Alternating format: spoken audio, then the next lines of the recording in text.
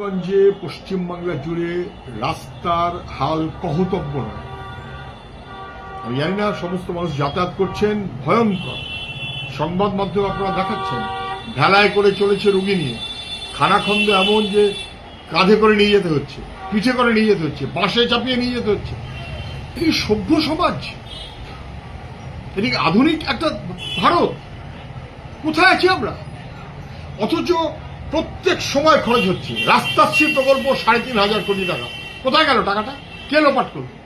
রাস্তাশ্রীর পর নাম বদলে হলো পথশ্রী, আবার ৩,৫০০ কোটি টাকা কোথায় গেল? কে খেলো টাকাটা? পঞ্চায়েতের কাজে, জেলা পরিষদের কাজে শুধুই লুট।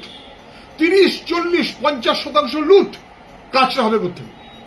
রাস্তাটা হলো নামকো আসতে ৬ মাস যেতে না যেতে কঙ্কাল সার। মনে আছে বিধানসভাতে আমি একাধিকবার বলেছিলাম, সরকার চুপ, কোনো উত্তর নেই।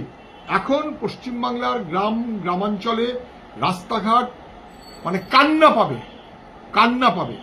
ও রাস্তায় যাতায়াত করা যায় না, গাড়ি ঘোড়া যেতে পারে না, ভয়ঙ্কর চেহারা। আর উনি ৮,০০০ কোটি পাড়ায় সমাধান নাম করে তৃণমূলকে দিচ্ছেন। ৫০০ কোটি টাকা নাম করে উৎসবে দিচ্ছেন। অন্তত রাস্তাটা ঠিক করুন। জল, বিদ্যুৎ, রাস্তা, জিনিসের দাম, কাজ ভয়াবহ। রাস্তার অবস্থা কহতব্য নয়।